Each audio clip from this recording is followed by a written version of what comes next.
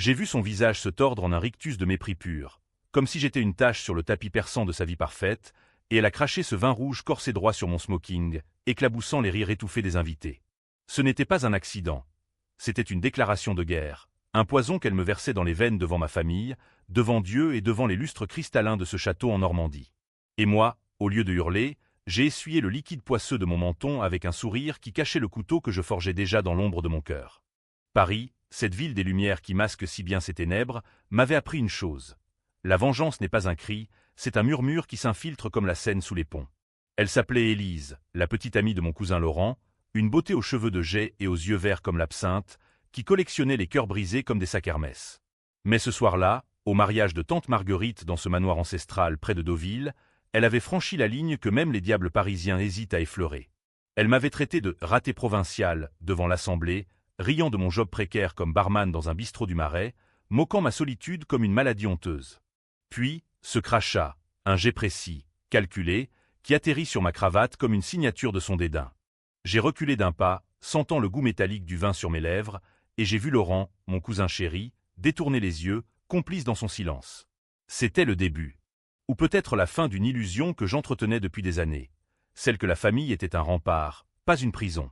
Ce soir-là, sous les étoiles normandes qui scintillaient comme des éclats de verre brisé, j'ai juré sur les tombes de nos ancêtres que Élise paierait.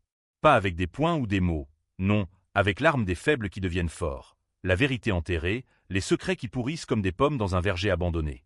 Je m'appelle Alexandre Duval, et si Paris est une maîtresse cruelle, elle m'a au moins offert un refuge dans ces ruelles étroites, où les échos des rires forcés se perdent dans le brouhaha des terrasses.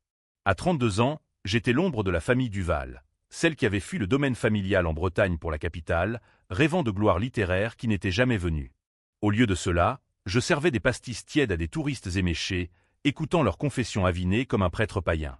Laurent, mon cousin aîné, était l'inverse, banquier chez BNP Paribas, marié à une héritière fade, et maintenant fiancé à Élise, cette tempête en jupe-crayon qui avait débarqué de Lyon avec un CV plus long qu'une liste de conquêtes. Le mariage de tante Marguerite, veuve 2 fois, amoureuse des drames, était l'événement de l'année. Le château de Crèvecoeur, avec ses tours gothiques et ses jardins labyrinthiques, respirait l'opulence provinciale, caviar beluga, champagne Dom Pérignon, et des invités en tailleur Chanel qui chuchotaient sur les petits travers de chacun.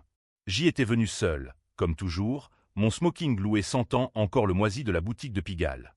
Laurent m'avait serré l'épaule à l'arrivée. « Alex, mon vieux, fais gaffe à Élise. Elle mord. » J'avais ri, pensant à une blague de cousin. Erreur fatale. La réception battait son plein sous un chapiteau illuminé de guirlandes LED, l'orchestre jouant un mélange anachronique de Piaf et de Daft Punk. J'errais avec un verre de Bordeaux à la main, évitant les regards pitying de mes oncles qui me demandaient encore « Et toi, quand est-ce que tu te ranges ?» Puis elle surgit, Élise, dans une robe rouge sans qui moulait ses courbes comme une seconde peau, un collier de perles noires cascadant sur sa poitrine. « Alexandre, n'est-ce pas ?» minaudatait-elle, sa voix un velours empoisonné. « Laurent m'a tant parlé de toi. Le poète maudit de la famille, qui sert des cocktails aux bourgeois pour payer ses rêves inachevés. » Ces mots glissèrent comme un serpent, et autour de nous, un cercle se forma, tante, cousin, même le prêtre bedonnant qui avait officié la cérémonie. Elle continua, implacable. « Imaginez, mesdames, un Duval qui pourrait écrire comme Proust mais qui finit par essuyer des vers. C'est tragique, non? Ou comique ?» Des rires fusèrent, étouffaient mes acides. Je sentis la chaleur monter à mes joues, ce mélange de honte et de rage qui vous noue les tripes. « Élise, dis-je d'une voix que j'espérais ferme, ce n'est pas le lieu. » Mais elle inclina la tête, feignant l'innocence. « Oh, pardon, je ne voulais pas blesser le petit sensible. Tiens, bois ça, ça te remontera le moral. » Et là, le geste. Elle porta son verre à ses lèvres, but une gorgée exagérée, puis, avec une précision chirurgicale, cracha le vin droit sur moi. Le liquide éclaboussa ma chemise, coula en rigole pourpre sur mon pantalon, et l'odeur âcre de tanin emplit l'air. Un hoquet collectif s'éleva. Tante Marguerite porta une main gantée à sa bouche. Laurent s'approcha, marmonnant un « Élise, qu'est-ce qui te prend ?» mais sans la toucher, sans la réprimander vraiment. Elle rit, un son cristallin et cruel. « Désolé, Alexandre, j'ai glissé. Comme ta carrière, hein. » Je restais figé, le monde en slow-motion, les lustres qui pivotaient comme des pendules funèbres, les invités qui détournaient les yeux ou ricanaient dans leur barbe. Quelque chose se brisa en moi ce soir-là, pas ma fierté. Celle était déjà en miettes, mais un voile. Je vis Élise pour ce qu'elle était, une prédatrice qui testait les limites, qui humiliait pour asseoir son pouvoir. Et Laurent? Il savait.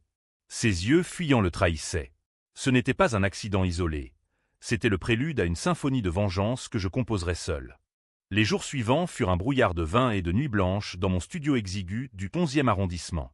Paris, avec ses pluies automnales qui fouettaient les pavés de la rue Oberkampf, semblait conspirer avec moi. Je repensais à l'enfance, à ces étés bretons où Laurent et moi chassions des fantômes dans les dunes de Quiberon. Il était le héros, moi le sidekick. Mais il y avait eu cet incident, à 16 ans, un vol dans la bibliothèque du domaine, un manuscrit rare dérobé, et c'est moi qui avais porté le blâme. Laurent avait juré que c'était un accident, mais ses mains tremblaient quand il avait remis l'objet en place. J'avais payé, une année d'internat punitif, des coups de canne du grand-oncle Henri. Était-ce le premier secret? Le premier gant jeté? Je commençais à fouiller. Pas avec des hacks dignes d'un film de Luc Besson, non, avec la patience d'un limier parisien. Un soir, après un shift interminable au Le Chat Noir, je rentrais et allumais mon vieil ordinateur portable, un relique de l'époque où je croyais encore aux deadlines littéraires. Élise avait un profil LinkedIn impeccable, consultante en communication chez une agence du Triangle d'Or, spécialisée en gestion de crise. Ironique. Un clic sur ses connexions, et voilà, des photos de gala, de yacht à Saint-Tropez, et Laurent, tagué dans un post datant d'1 an. Mon rock dans la tempête, légende et elle. Mais creusons plus profond.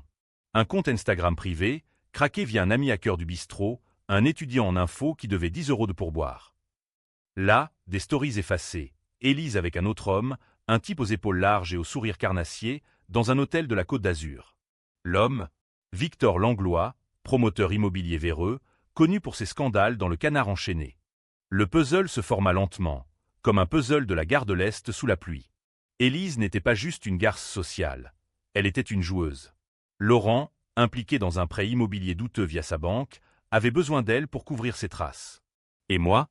J'étais le bouc émissaire idéal, le cousin fauché qu'on pouvait discréditer si les choses tournaient mal. Le crachat n'était pas personnel, c'était une intimidation. Pour me faire taire sur ce que je n'avais même pas encore découvert, le manuscrit volé n'était pas un caprice d'ado. C'était une pièce à conviction, un journal intime d'Henri Duval révélant des fraudes familiales remontant à la Libération. Laurent l'avait subtilisé pour protéger l'héritage et m'avait fait accuser pour couvrir ses arrières. La rage bouillonnait, un feu lent sous les cendres. Je n'allais pas alerter la police. Trop banal, trop propre. Non, la vengeance française est un art, subtil, empoisonné, servi avec un sourire. J'appelais mon contact au bistrot, Romain, trouve-moi tout sur Victor Langlois. Et sur Élise Moreau. Les pièces tombaient. Élise avait un passé, une sœur disparue dans un accident à Lyon, un ex-mari ruiné par des rumeurs qu'elle avait elle-même lancées. Elle l'avait ruiné en le faisant accuser de malversation, gavant les tabloïds de l'X anonyme. Phénomène, j'étais son prochain pion. Le premier coup fut modeste, presque poétique. Une semaine après le mariage, je postais une photo sur mon compte Facebook familial, rare, car je détestais l'exposition. Moi, souriant devant le château, légende, souvenirs inoubliables de crève-cœur. Merci à Élise pour le toast mémorable. Rouge comme le vin de la passion. Avec un hashtag vengeance et un plat qui se mange froid. Les likes affluèrent, les commentaires piquants. Qu'est-ce qui s'est passé, Alex? Laurent m'appela le soir même. T'es con ou quoi? Élise est furieuse. Je ris, dis-lui que c'est du rouge à lèvres. Elle en met tant. Mais ce n'était que l'appétit. La vraie faim grandissait. Je quittais le bistrot pour un job de livreur Uber Eats, anonymat total, roue qui file dans la nuit parisienne comme des veines sombres. Et je planifiais. Le twist? J'allais la faire douter de tout, de Laurent, de Victor, d'elle-même. Car la trahison la plus profonde n'est pas le couteau dans le dos. C'est le miroir qui reflète le monstre qu'on a toujours été. Les automnes parisiens sont des traîtres, feuilles mortes qui crissent sous les semelles comme des avertissements, et un froid qui s'insinue dans les os, rappelant que la ville lumière cache des catacombes sous ses boulevards. 2 mois après le crachat, j'avais transformé ma vie en toile d'araignée, tissée avec patience dans l'ombre de mon studio. Les nuits, je pédalais furieusement entre le 5e et le 16e, livrant des sushis à des banquiers stressés, observant les lumières des appartements haussmanniens comme des yeux suspicieux. Et le jour, je creusais. Romain, mon hacker en herbe, m'avait fourni un dossier. Élise Moreau, née à Vienne-sur-Rhône, fille d'un notaire ruiné par un divorce. À 25 ans, elle avait grimpé l'échelle sociale en épousant un cadre sup, le ruinant ensuite via un chantage subtil, des mails falsifiés envoyés à sa hiérarchie, le faisant passer pour un harceleur. La sœur, Camille, n'avait pas disparu dans un accident. C'était un suicide après qu'Élise l'ait accusée de vol auprès de leur père, pour s'accaparer l'héritage. Victor Langlois entrait en scène comme un Deus ex machina corrompu. Promoteur de luxe, il blanchissait de l'argent via des appartes fantômes à la Défense, et Laurent était son prête-nom discret. Élise, la facilitatrice, la plume qui rédigeait les contrats enrobés de miel. Ils se rencontraient dans un hôtel discret du 8e, le hôtel du collectionneur, où je commençais à livrer des room services anonymes. La première fois, je vis Laurent sortir, cravate de travers, tandis qu'Élise fumait une cigarette à la fenêtre, son profil acéré contre les lumières de l'Arc de Triomphe. Elle ne me vit pas. J'étais le fantôme en casquette Uber. Mon premier vrai coup porta sur Laurent. Pas Élise, trop direct. Je l'affaiblis d'abord, pour qu'elle doute de son socle. Un matin, je glissai une enveloppe anonyme dans la boîte aux lettres de sa banque. Des copies de mes truqués, montrant Laurent en train de détourner des fonds pour Victor. Falsification? Bien sûr, mais crédible, signé d'un pseudo informateur interne. Le canard enchaîné mordit à l'hameçon une semaine plus tard. Un article laconique sur les frasques d'un Golden Boy de BNP. Laurent paniqua. Il m'appela, voix chevrotante. « Alex, c'est toi? Dis-moi que ce n'est pas toi. » Je feignis l'innocence. « Cousin, qu'est-ce que tu as fait? » Élise sait. Il raccrocha, et je l'imaginais, suant dans son bureau vitré, son monde fissuré. Élise réagit comme une lionne blessée. Elle débarqua au mariage de tante. Non, attendez, c'était un dîner familial improvisé à Montmartre pour apaiser les tensions. Elle me toisa par-dessus la table, ses yeux verts comme des lames. « Alexandre, tu joues à quoi? » C'est ragot sur Laurent. C'est mesquin. Je haussai les épaules, mâchant un morceau de camembert trop fait. Mesquin? Comme cracher du vin sur quelqu'un. Laurent intervint, maladroit. « Laisse, chérie, c'est du passé. » Mais elle se tourna vers lui, soupçonneuse. « Et si c'était toi qui fuyais? » Réunion tardive, avec Victor. La graine était plantée. Elle l'avait semée elle-même, par ses manipulations passées. Je n'avais fait que l'arroser. La tension montait, un crescendo wagnérien dans l'air chargé d'odeurs de cuisine française. Je commençais à l'infiltrer plus près. Via Romain, je créai un profil fake. Sophie Lemaire, une consultante en RH intéressée par les talents d'Élise. Un message LinkedIn, admirative de votre gestion de crise. Café. Elle mordit, curieuse de networker. Rendez-vous au café de Flore, ce sanctuaire des intellectuels où Sartre sirotait son absinthe. Je l'observais de loin, déguisé en serveur, mon vieux job me servait encore. Elle arriva, impeccable en twinset gris, et Sophie, une actrice freelance payée cash, la bombarda de questions innocentes. Et Laurent? Un pilier, n'est-ce pas? Élise hésita, son masque craquelant. Il est compliqué. Les hommes le sont tous. Là, Sophie planta la seconde graine. Une rumeur vague sur Victor, un promoteur qui ruine des familles pour des tours de verre. Élise pâlit, mais rit, les ragots, c'est mon métier de les étouffer. Pourtant, ce soir-là, elle envoya un texto à Laurent que Romain intercepta. On parle de Victor dans les cercles. C'est clean. Paranoïa, le poison agissait. Mais la trahison profonde vint de l'intérieur. Je fouillai le passé familial, dans les archives poussiéreuses de la Bibliothèque nationale, sous la coupole où Hugo méditait ses misérables. Le journal d'Henri révélait tout. Pendant la guerre, les Duval avaient collaboré, vendant des Juifs pour des terrains en Bretagne. Laurent avait volé le manuscrit pour le brûler, mais je l'avais retrouvé, caché dans une boîte au grenier du domaine. J'en photocopiai des pages, les envoyant anonymement à Élise. Pas tout, juste assez. Votre fiancé cache des squelettes. En voulez-vous? Avec une photo de nos enfants, pour la piquer au vif. Elle craqua lors d'une soirée chez Victor, une orgie de champagne et de cocaïne dans un pantouse surplombant la scène. Romain avait piraté les caméras de sécurité. Illégal, immoral, mais ô combien satisfaisant. Elle confronta Laurent. Ces papiers, c'est quoi? Tu m'as menti. Il balbutia. C'est Alex, il fabrique. Mais elle le gifla, un claquement sec comme un coup de feu dans la nuit parisienne. Tu portes le blâme pour ton grand-père, et tu me fais porter le tien. Twist mineur, elle n'était pas complice totale. Laurent l'avait piégée, lui promettant une part des fraudes pour l'allier. Elle avait cru à l'amour, il au pouvoir. Je gagne titaille, non, j'étais le bouc émissaire originel. Le manuscrit? J'avais été accusé à 16 ans parce que Laurent m'avait vu le feuilleter. Curieux. Il avait paniqué, l'avait volé, et m'avait piégé pour couvrir. Et Élise? Elle avait découvert cela récemment, via Laurent, et le crachat était sa façon tordue de me tester. Si tu es faible, tu ne diras rien sur nos secrets. Ironie. En m'humiliant, elle m'avait armé. Le climax s'approchait. J'organisais une réconciliation.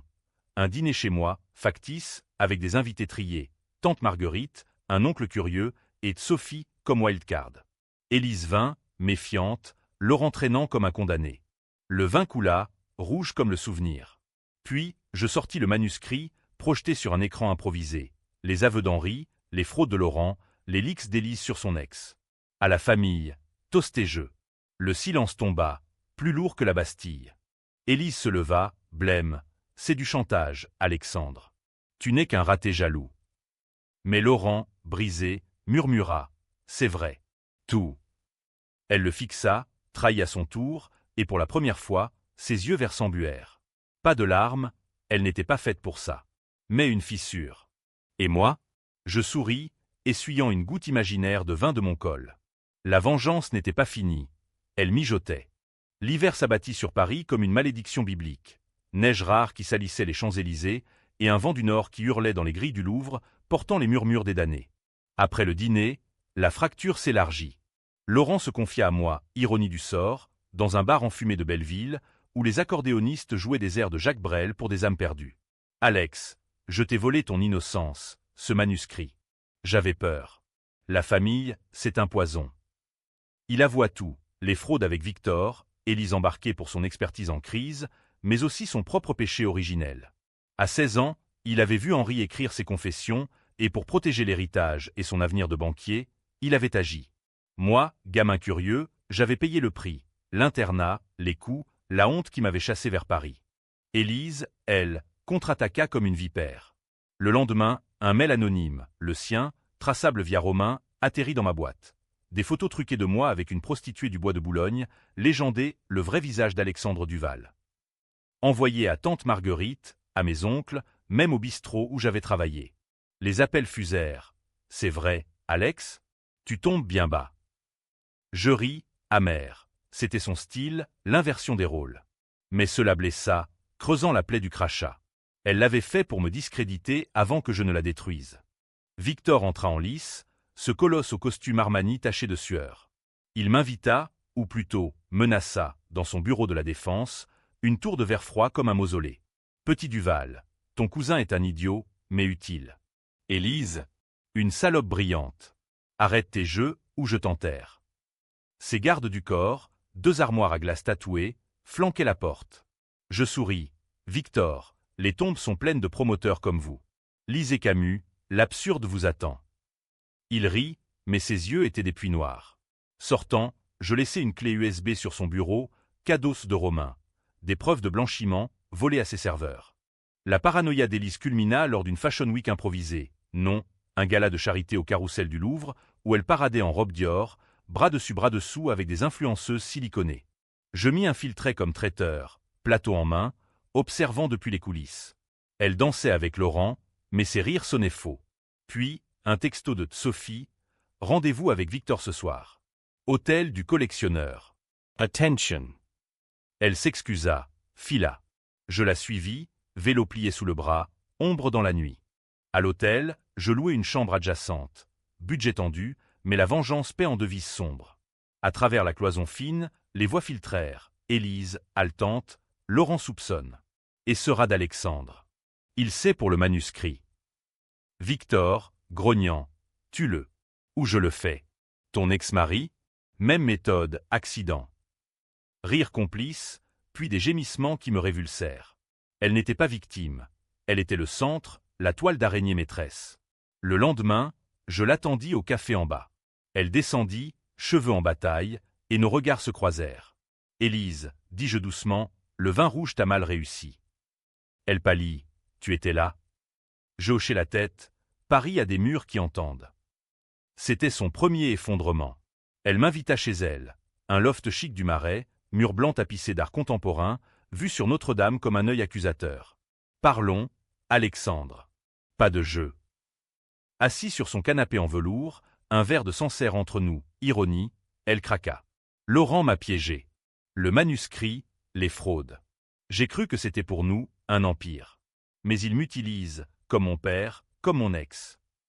Larmes, enfin, pas de crocodile, mais vrai, salé comme la mer bretonne. Je feignis l'empathie. Et le crachat? Pour tester ma faiblesse. Elle hocha la tête. Oui. Pour te briser avant que tu ne parles. Mais toi, tu es plus fort que nous tous. Twist intermédiaire, elle proposa une alliance. On le ruine ensemble. Victor et Laurent. Je connais leurs comptes offshore, au Caïman. Son regard brillait, mélange de peur et d'excitation. Était-ce sincère? Ou un nouveau piège? La malfaisance d'Élise était sa flip-floperie. Elle trahissait pour survivre, luttant face constante.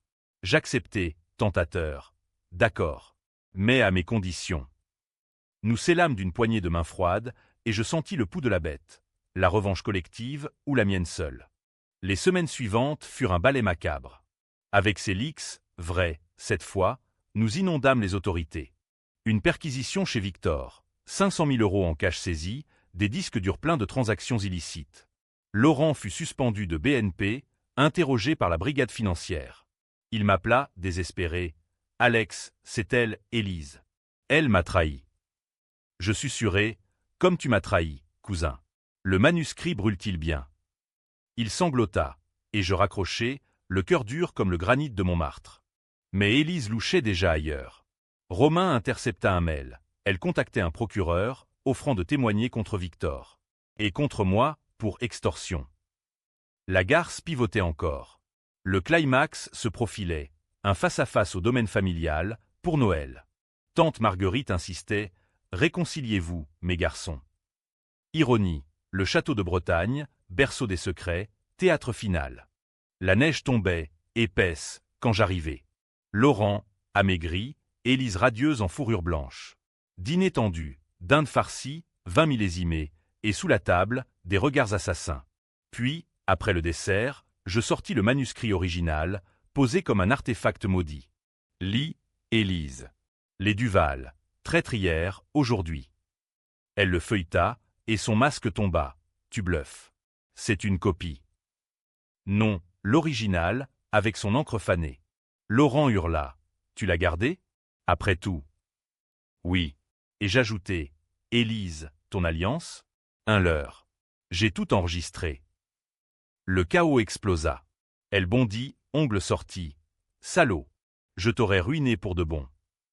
Un coup de poing de Laurent, maladroit, que j'esquivai. Tante Marguerite s'évanouit. Et Victor? Il débarqua, alerté par un texto d'Élise, son dernier flip. Finissons ça, Duval. Point, verre brisé, sang sur la nappe damassée. Je le frappai, premier vrai combat, et il s'effondra, saignant du nez.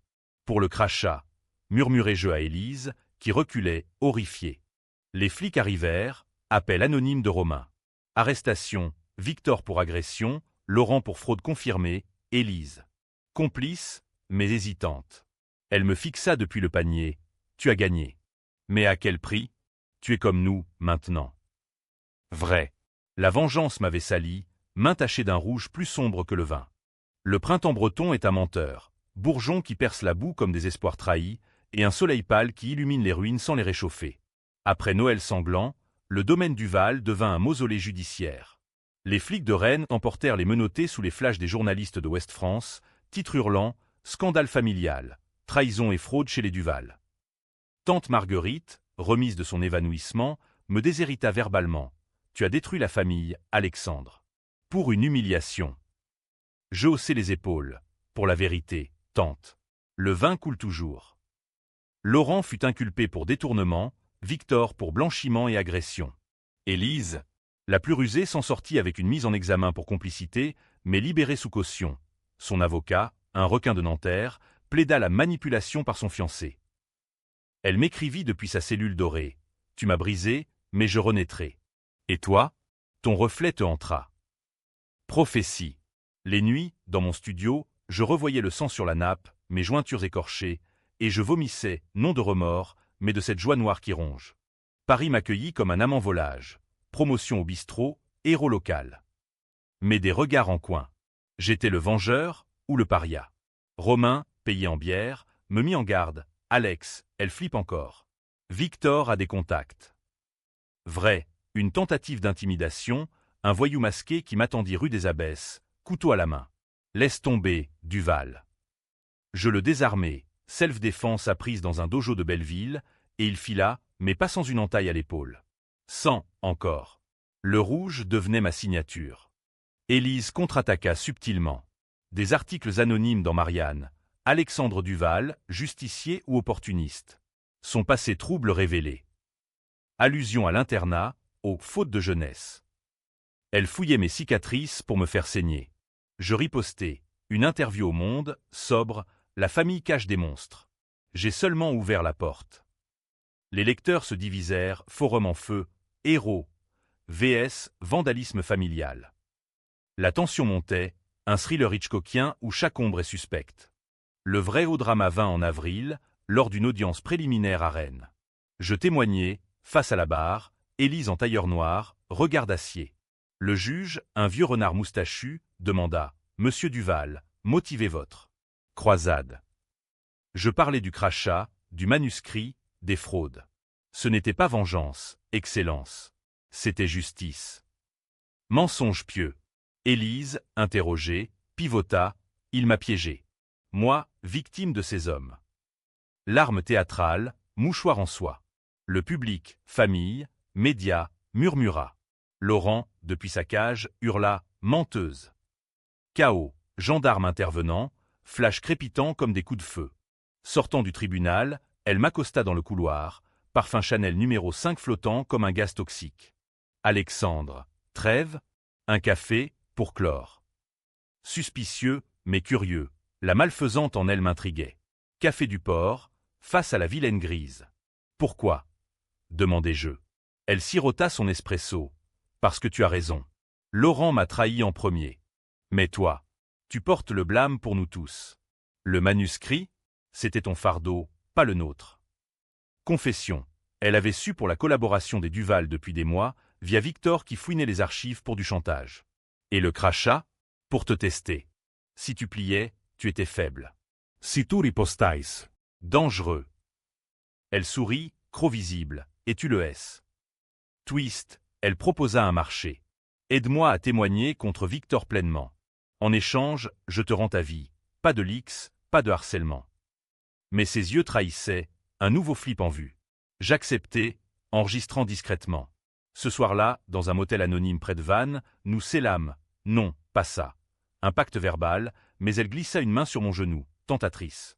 Et si on brûlait tout ? Le manuscrit, l'épreuve. Refus.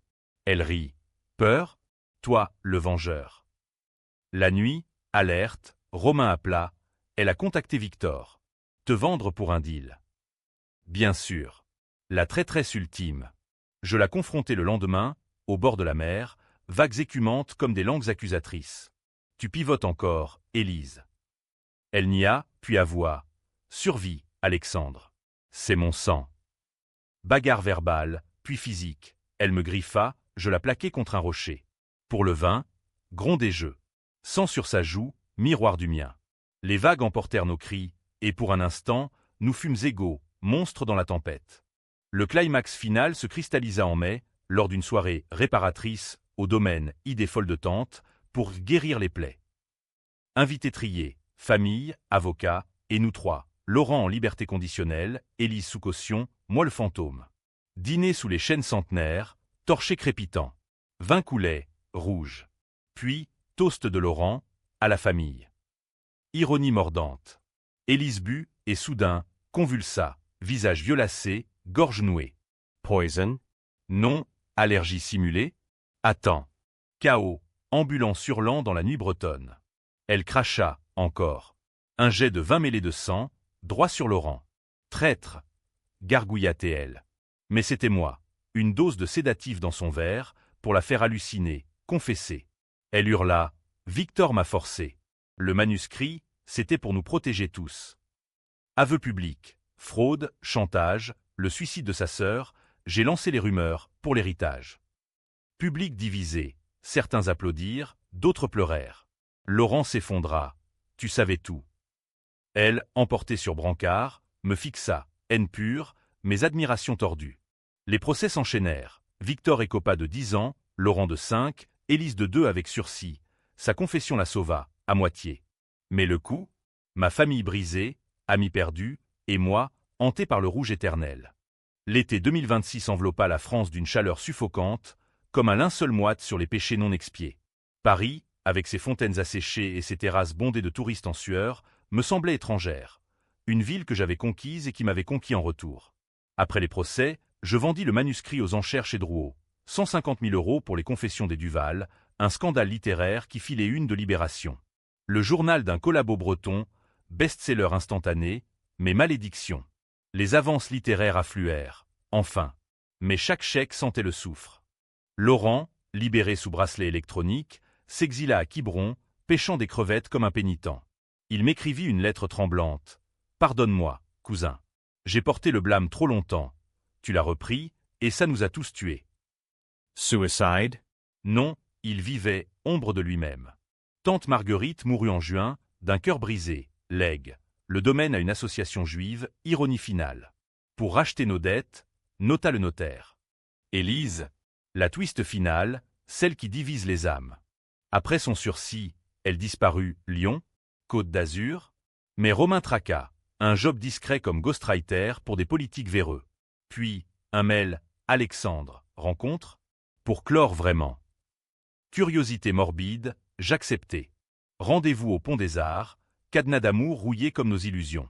Elle arriva, changée, cheveux courts, sans maquillage, robe simple. J'ai tout perdu. Victor en tôle, Laurent ruiné, ma réputation en lambeaux. Voix brisée, mes yeux vifs. Et toi? Héros ou bourreau? Nous marchâmes le long de la Seine, au trouble reflétant les lumières du Pont-Neuf. Elle avoua le fin mot, le crachat n'était pas test, c'était jalousie. Laurent parlait de toi comme d'un frère perdu. J'ai vu en toi une menace, pas pour les secrets, pour son cœur. Amour tordu? Elle l'aimait, vraiment, mais sa noirceur l'avait perverti. Et le poison dans ton verre? Demandai-je. Rire amer, sédatif, oui. Mais j'ai su, au goût. J'ai joué le jeu, pour confesser et m'en sortir. Flip final, elle m'avait laissé gagner, pour se libérer de la toile qu'elle tissait elle-même. Le choix, la dénoncer, ou la laisser renaître? Les lecteurs, car mon livre sortait, débattraient, Élise, victime ou vipère? Moi, je choisis le gris. Va, Élise. Mais si tu recraches encore. Elle sourit, un vrai, le vin est fini. Merci, Alexandre, pour m'avoir forcé à voir. Baiser sur la joue, effleurement de lèvres, ambigu, tentant. Elle partit, silhouette dans la brume estivale. Épilogue, Paris m'adopta enfin. Salon du livre, signature chez Gibert, un appartement haussmannien loué à Montparnasse. Mais les nuits, le rouge revient, rêve de crachats, de manuscrits en feu, de familles brisées. Vengeance, plat froid, mais indigeste. J'ai gagné, mais à quel prix? Héritage des Duval, la trahison coule dans nos veines, et la mienne est plus rouge que le Bordeaux. Fin, ou prélude à la prochaine ombre. Les lumières de la tour Eiffel clignotent, indifférentes. Et moi, j'écris, purgeant le poison un mot à la fois.